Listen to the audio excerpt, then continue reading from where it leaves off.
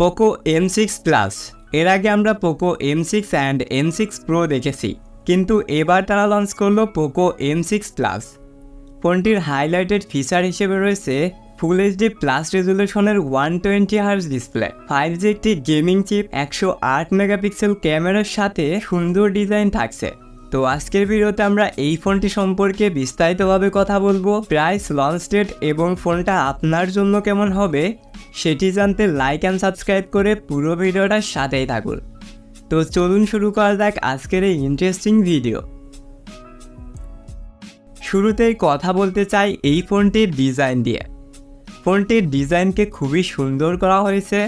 Front and back glass, যেখানে protection হিসেবে রয়েছে কর্নিং গরিলা গ্লাস, বাট কোন ভার্সন এই ব্যাপারে কোনো অফিসিয়াল তথ্য পায়নি। এছাড়াও এই ফোনটির ডিজাইনকে দুইটি পার্টে বিভক্ত করা হয়েছে, সেই সাথে ফোনটিকে বেশ কয়েকটি কালার ভেরিয়েন্টে পাওয়া যাবে। পোর্টস অ্যান্ড বাটন হিসেবে ফোনটিতে প্রয়োজনীয় সব ধরনের পোর্টস অ্যান্ড বাটন রয়েছে, সেই সাথে ফোনটিতে রয়েছে সাইড মাউন্টেন ফিঙ্গারপ্রিন্ট সেন্সর, যেটি বেশ ফাস্ট অ্যান্ড অ্যাকুরেট।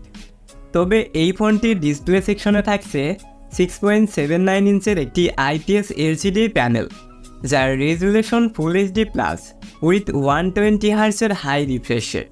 অ্যান্ড এই ডিসপ্লেটার পিক্সেল ডেন্সিটি হচ্ছে 396 PPI।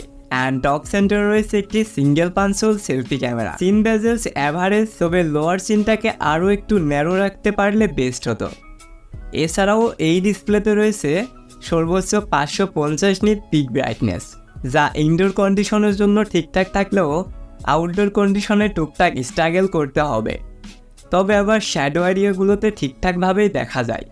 তো ডিসপ্লে রেখে যদি এখন আমরা হার্ডওয়্যার সেকশনে আসি, তাহলে ফোনটিতে চিপ হিসেবে রয়েছে Qualcomm Snapdragon 4 Gen 2 AE। AE means accelerated edition, যেটি 4 ন্যানোমিটারের 2.3 GHz একটি অক্টোকোর চিপ, যার জিপিইউতে রয়েছে Adreno 613। ফোনটিকে দুটি ভেরিয়েন্টে লঞ্চ করা হয়েছে, 6128 and 8128 GB variant. Operating system হিসেবে রয়েছে out of the box Android 14 and ইউআইতে রয়েছে HyperOS, সেই সাথে 2 বছরের মেজর আপডেট এবং 4 বছর পর্যন্ত সিকিউরিটি আপডেট করা হবে। তো এই চিপটার পারফরমেন্সের কথা বলতে গেলে এটি দ্বারা রেগুলার কাজগুলো ঠিকঠাকভাবে করতে পারবে। ডে বাই ডে টাস্কে একটা স্মুথ এক্সপিরিয়েন্স পেয়ে যাবেন এই চিপটি থেকে। App opening and closing time রয়েছে ঠিকঠাক, প্লাস বেশ কয়েকটি অ্যাপকে ব্যাকগ্রাউন্ডে ওপেন করে কাজ করা যাবে। অ্যান্ড গেমিং পারফরমেন্সের কথা বলতে গেলে সব ধরনের গেমকে মিডিয়াম গ্রাফিক্সে রান করতে পারবে, তবে স্মুথ আলট্রাতে পাবজি গেমটিকে 40 FPS রান করতে পারবে এবং বলা যায় যে মোটামুটি একটা স্মুথ পারফরমেন্স পেয়ে যাবেন। তো পারফরমেন্স রেখে যদি এখন আমরা ফোনটার ক্যামেরা সেকশনে আসি, তাহলে রিয়ারে রয়েছে ডুয়েল ক্যামেরা সেটআপ, যার মেইন ক্যামেরাটি হচ্ছে 108 মেগাপিক্সেল প্লাস 2 মেগাপিক্সেলের একটি ইউজলেস সেন্সর। ফ্রন্টে রয়েছে 13 মেগাপিক্সেলের একটি সেলফি ক্যামেরা, তবে 2 মেগাপিক্সেলের ইউজলেস সেন্সরের থেকে একটা আলট্রা ওয়াইড ক্যামেরা হলে বেস্ট হতো। সে সাথে এই ফোনটি থেকে সর্বোচ্চ ভিডিও রেকর্ড করতে পারবে 1080p 30 FPS পার সেকেন্ডে। তবে পিকচার কোয়ালিটির কথা বলতে গেলে 108 মেগাপিক্সেল ক্যামেরা হওয়ার কারণে এরই থেকে বেশ কোয়ালিটি সম্পূর্ণ পিকচারগুলোকে ক্যাপচার করা যাবে। আই হোপ আপনার কাছে এর পিকচার কোয়ালিটি ভালোই লাগবে। তো আমার মতে ফোনটার ক্যামেরা সেকশন ঠিকঠাকই রয়েছে। সেই সাথে ফোনটিতে রয়েছে 5030 মিলিঅ্যাম্পের একটি ব্যাটারি প্লাস 33 ওয়াটের একটি ফাস্ট চার্জার। ব্যাটারি ব্যাকআপের কথা যদি বলি, তাহলে 4 ন্যানোমিটারের চিপ হয় এটি খুব একটা ব্যাটারি বার্ন করে না। নর্মাল বা বেসিক ইউজে 1 থেকে 1.5 দিন প্লাস পর্যন্ত ব্যাটারি ব্যাকআপ পাওয়া যাবে, এবং হেভি ইউজের কথা বলতে গেলে প্রায় 1 দিনের কাছাকাছি ব্যাটারি ব্যাকআপ পাবেন। তো এখন কথা হচ্ছে যে এই ফোনটার প্রাইস কেমন হতে পারে। তো এই ফোনটির বেস ভেরিয়েন্টের প্রাইস নির্ধারণ করা হয়েছে ইন্ডিয়ান রুপিতে 12,000 রুপি, যেটিকে বাংলাদেশি টাকাতে যদি আমরা কনভার্ট করি তাহলে 17,000 টাকার মতো হয়।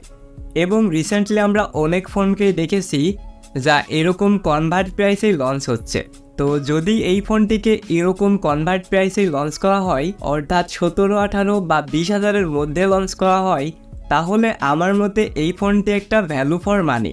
তবে যদি এই ফোনটির প্রাইস আরও বেশি হয়ে যায়, লাইকে 22 থেকে 24 বা 25,000 টাকা, তাহলে আমার মতে এই ফোনটি নেওয়ার কোনো মানেই হয় না, কারণ তখন আপনি এর থেকেও বেটার অপশন পেয়ে যাবেন। আর ফোনটির অফিসিয়াল লঞ্চ ডেটের কথা যদি বলি, তাহলে পোকো বাংলাদেশ অনেক দিন ধরে চুপচাপ রয়েছে, তাদের কোনো আপডেটই পাওয়া যাচ্ছে না। সুতরাং বোঝা যাচ্ছে যে এই ফোনটি সহজেই আসবে না। তবে কিছুদিনের মধ্যেই এই ফোনটিকে আনঅফিসিয়ালভাবে আমাদের দেশের মার্কেটে পাওয়া যাবে।